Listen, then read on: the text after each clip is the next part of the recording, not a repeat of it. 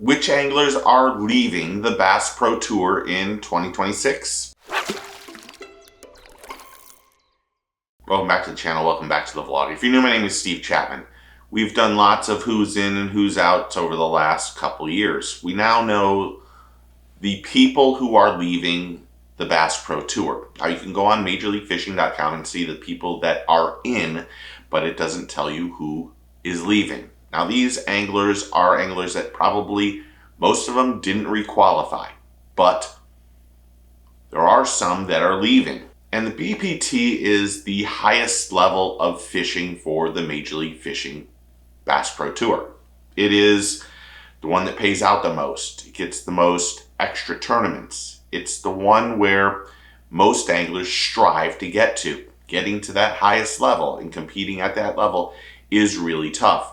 And when 2 years ago they had 80 anglers, and then this upcoming year in 2026 they have now 50 anglers, they've had to move or remove 30 anglers within their mix of who didn't qualify, and then some that are just deciding to move on. And most of the anglers who get relegated or don't requalify probably have some ill will.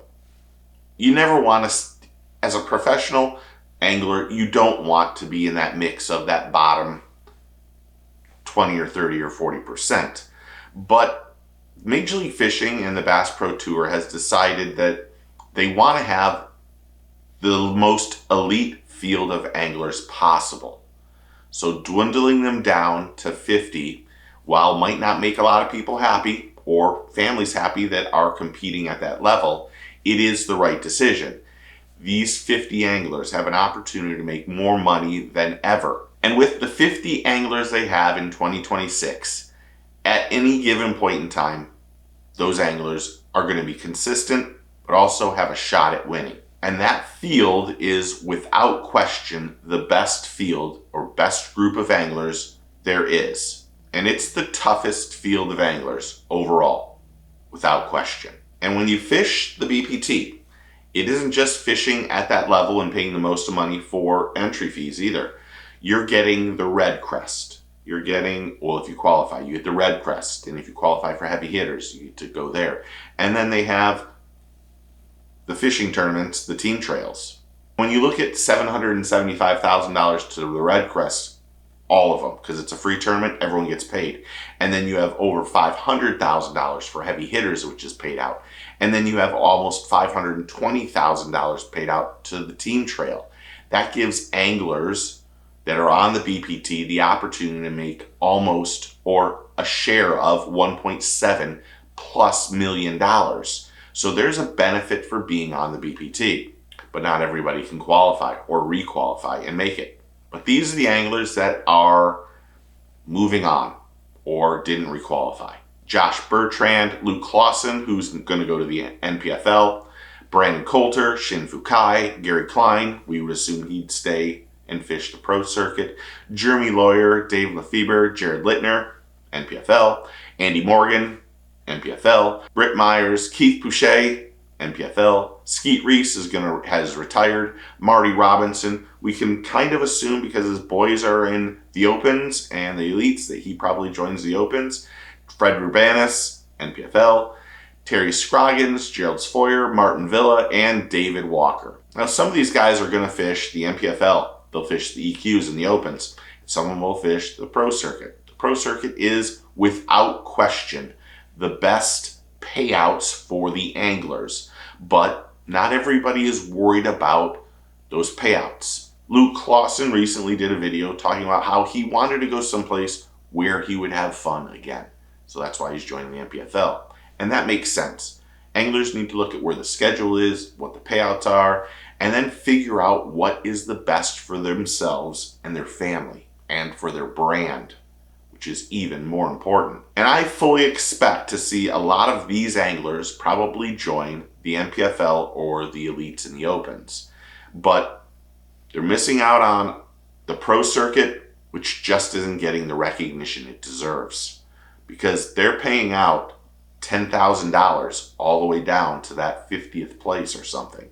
And that is why you fish. You want to win, You want to make money. You can go out there to have fun, but it's still a job. It's a tough job. And that's what makes it even tougher with these guys that have been relegated backwards. They don't want to. It's a bruise and a hit to their ego. And that's not being mean. It stinks that some of them have been relegated. To be honest, Andy Morgan and Keith Pouchet, I love those guys. And I think they should be fishing at the highest level they can. And I think the BPT is the highest level. But getting through the pro circuit, getting through the opens, into the EQs, and getting into the elites is not an easy thing. Especially if you're not a scoper and you don't want to use the technology to move forward. It is a tough situation. But a lot of these guys are veteran anglers that probably are not big forward-facing sonar anglers. So the NPFL is a perfect fit for them. And that's a good thing for them, to have that opportunity to fish here or there or wherever they want, whichever fits their schedule, whatever fits their needs, there's a place for them. Luckily, the NPFL is an application process, so you don't have to qualify.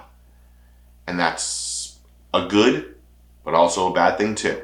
And we're going to have to just admit that the NPFL is no longer a working man's league. It is a bunch of really extremely well-named veteran anglers who do not like forward-facing sonar, want to fish the traditional way, and want to compete at the highest level and compete for that $100,000. And hopefully the NPFL will do something about their payouts, because quite honestly, the payouts for their championship are crap. You don't make any money 21st or 20th through 42nd. Anglers going to that championship did not make money. They maybe broke even, or they're in the hole. To get a $2,500 check or a $1,500 check when you have to go 9 or 10 days, be away from your family, pre-fishing, hotels, Airbnbs, lodging, gas, all that stuff. They did not make money.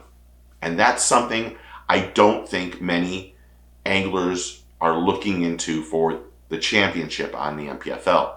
But you can always make that better, and they probably will. They've done a lot of great things on the NPFL, but the NPFL is going to get an influx of some really great veteran anglers.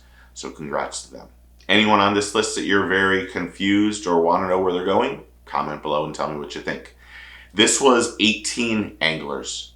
I thought it was going to be 15, so there were 3 people that probably requalified, but have decided to move away from what's going on at the BPT, which is somewhat telling and a little scary, because it's hard to duplicate what you get from a brand standpoint, being on the top level, being on that elites and BPT.